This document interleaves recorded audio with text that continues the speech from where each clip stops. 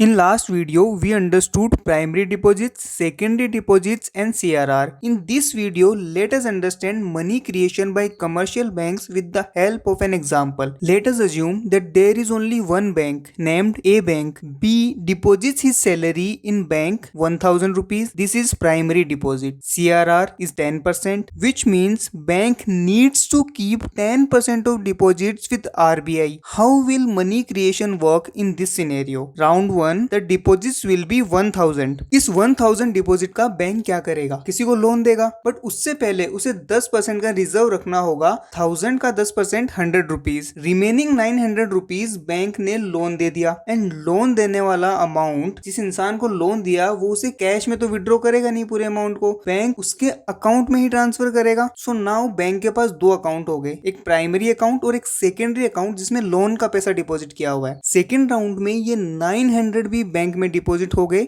इससे हम secondary deposit बोलते हैं। अब आप बोलोगे कि कैश तो बैंक के पास 1000 ही है, उसमें से ही लोन दिया है। यस, कैश 1000 ही है, लेकिन बैंक के अकाउंट में 1900 जमा है। 1000 किसी के सेविंग अकाउंट में और 900 किसी के लोन अकाउंट में। दोनों जब चाहे ये अमाउंट चेक से विड्रॉ कर सकते हैं। अब मान लो दोनों बोलते हैं हमें पूरा अमाउंट विड्रॉ करना है, तो बैंक दोनों को 1900 रुपए कहां से देगा? बैंक इस अजम्पशन पे चलते हैं कि एक टाइम पे लोग कुछ स्पेसिफिक अमाउंट ही विड्रॉ करते हैं, बाकी बैंक में ही रखते हैं, और उसी विड्रॉवल के लिए सीआरआर भी क्रिएट किया जाता है। बैंक मान के चल रहा है कि कोई इस 1000 के डिपॉजिट में से एक टाइम पे 100 तक ही विड्रॉ करेगा। ये तभी पॉसिबल है जब बैंक के पास हजारों कस्टमर्स हैं, करोड़ में पैसा जमा है। तब सारे कस्टमर्स एक साथ तो सब कुछ विड्रॉ नहीं करेंगे। इस 900 में से बैंक के पास फिर से 10% सीआरआर डिपॉजिट करवाना होगा, एंड रिमेनिंग अकाउंट बैंक फिर से लोन दे सकता है। थर्ड राउंड में 810 फिर से बैंक अकाउंट में आ गए, और ये प्रोसेस चलता रहता है जब तक बैंक के पास लोन देने के लिए पैसा है। प्रोसेस के एंड तक बैंक के पास टोटल डिपॉजिट्स होंगे, प्राइमरी और सेकेंडरी दोनों मिला के 10,000, एंड टोटल लोन अमाउंट 9,000 और CRR 1000। How much money bank created? 9,000। 1000 bank के पास डिपॉजिट आया और 10,000 का at the end total demand deposit bank के पास है। अगर हमें इनिशियल डिपॉजिट्स पता है 1000 एंड सीआरआर पता है जो कि हमारे एग्जांपल में है 10%, then we can calculate total demand deposits with this formula. Total demand deposits जो पॉसिबल हैं are equal to cash reserves multiplied by 1 upon CRR. Bank cash reserves कितना रख सकता है विद आरबीआई? 1000। उससे ज्यादा कैसे रखेगा? प्राइमरी डिपॉजिट्स ही बैंक के पास उतना ही है। Therefore total deposits equals to 1000 multiplied by 1 upon 10%, जो कि आता है 10,000 rupees. This 10,000 is total demand deposits with commercial bank, primary plus secondary. Based on what we learn, we can say that money creation depends on two principal factors. First, cash balance with commercial bank. जितना ज्यादा cash balance होगा, bank की money create करने की capacity उतनी ही ज्यादा होगी। And second, CRR. CRR जितना ज्यादा होगा, मनी की क्रिएशन की कैपेसिटी उतनी ही कम होगी। हमारे एग्जांपल में अगर सीआरआर 20% होता तो 1000 में से 200 का रिजर्व रखना होता, और अब लोन देने के लिए बैंक के पास सिर्फ 800 ही बचते। So this is how bank creates more money, and this money is called bank money. Now that we have understood money creation, in next video we will understand the concept of credit multiplier.